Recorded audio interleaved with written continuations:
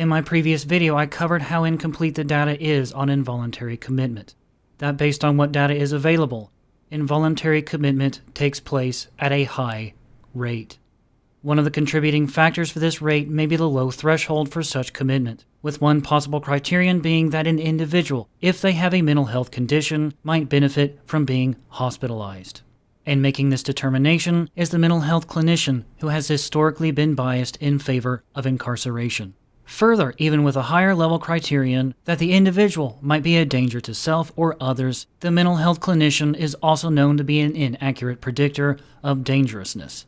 Moreover, in justifying involuntary commitment, the mental health industry as a whole also leans on a significant myth, constantly associating the supposedly mentally ill with dangerousness.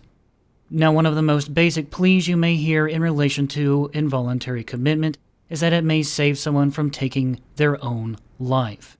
But there is a significant irony here. Perceived coercion during admission into psychiatric hospitalization increases risk of suicide attempts after discharge. Joshua T. Jordan, Ph.D., and Dale E. McNeil, Ph.D. This is from Suicide and Life-Threatening Behavior, 2020. The present prospective study examined whether perceived coercion during admission into psychiatric hospitalization was associated with increased risk for suicide attempts in the year after discharge. As hypothesized, patients who perceived their hospitalizations as coercive were significantly more likely to make a post-discharge suicide attempt, even when adjusting for non-random assignment of perceived coercion. These findings suggest that the perception that psychiatric hospitalization was coerced serves as an indicator of somewhat increased risk that patients will make a suicide attempt after discharge. Previous studies have noted that some patients may feel violated, disrespected, humiliated, or dehumanized by the experience of coercion. The results of this study do not question that psychiatric hospitalization can be necessary for the safety of individuals and to the public, even when patients perceive it as coercive. And multiple things here. This second to last part here comes across as incredibly inhuman. Studies have noted that some patients may feel violated, disrespected, humiliated, or dehumanized by the experience of coercion.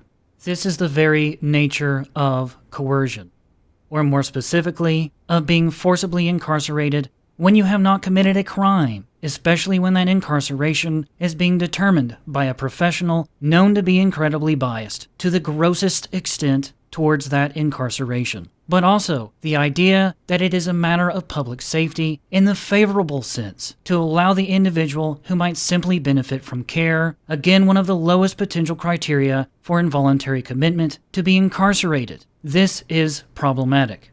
It seems to me that the opposite is the case. It is detrimental to public safety when individuals can be so incarcerated by the determination of the mental health industry professional, especially when, in terms of the higher potential criteria for involuntary commitment, dangerousness, that professional is known to overpredict in a highly inaccurate manner said dangerousness. Moving on, however. Adverse experiences in psychiatric hospitals might be the cause of some post-discharge suicides. This is an Australian article from 2016, but the points are significant. An increased amount of psychiatric follow-up after discharge was associated with more rather than fewer suicides. And of particular importance here, this article does not specify involuntary hospitalization or focus especially on perceptions of coercion. It merely addresses treatment, generally speaking it would seem, in a psychiatric hospital.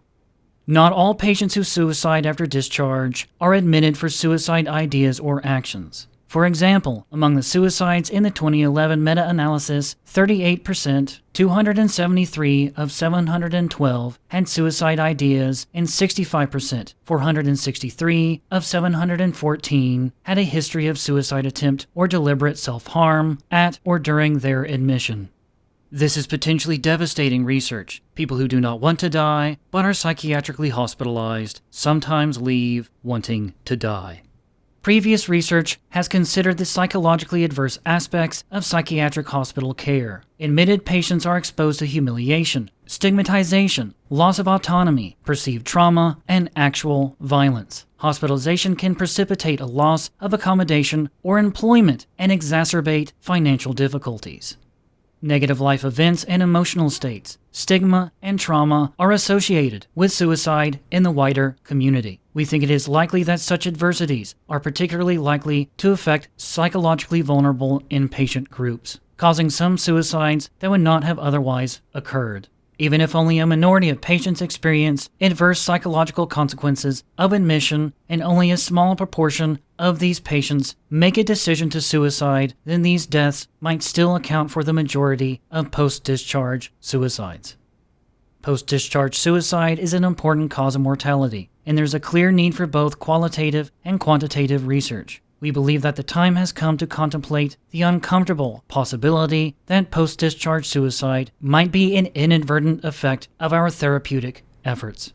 If this does prove to be the case, the best way of reducing post-discharge suicide would be to try to limit admissions and to improve inpatient care. The problem, of course, is that the mental health industry, at least in the U.S., is obviously hell-bent on maximizing the number of clients and patients in its care.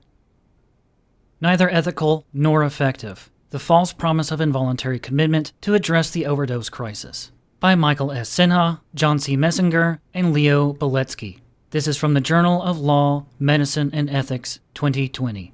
Now, this article concerns substance use specifically, but it does add some contrast. The continuing polysubstance overdose crisis in the United States is the result of a series of policy failures. This includes stigma, misinformation, underfunding, and inaccessibility of treatment, and counterproductive measures masquerading as public health. One example of such measures is the increasing popularity of involuntary civil commitment for substance use disorder.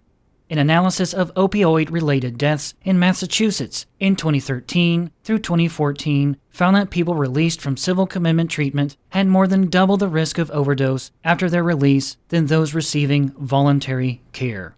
We contend that involuntary commitment for substance use disorder is neither ethical nor effective. Offering treatment and addressing people's structural needs in lieu of incarceration and other punitive measures is not only appropriate clinically, it values the dignity of persons with substance use disorders. If a patient with diabetes came to the emergency department in crisis, we would treat them with insulin, not involuntarily commit them for poor diet and glucose control. Substance use disorder has known, proven treatments. It is time to start using them as first-line treatments, such that evidence-based medicine takes the place of approaches like involuntary civil commitment, which are rooted in stigma.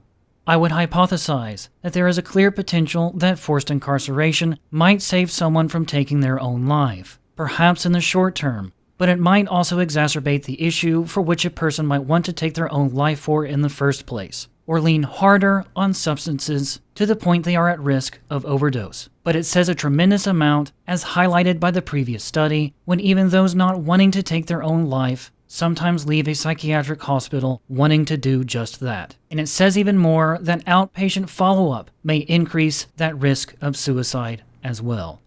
Obviously, just as emphasized in the article, incidences of involuntary psychiatric detentions in 25 U.S. states, involuntary commitment, when it occurs, should be properly recorded, and the data made available so proper research can be conducted on how it functions. But the reality, as I have pointed out elsewhere, such as in relation to the DSM, there is no will on the part of the mental health industry to explore such issues in full.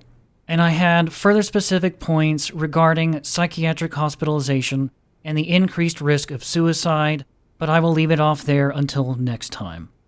I hope to see you there.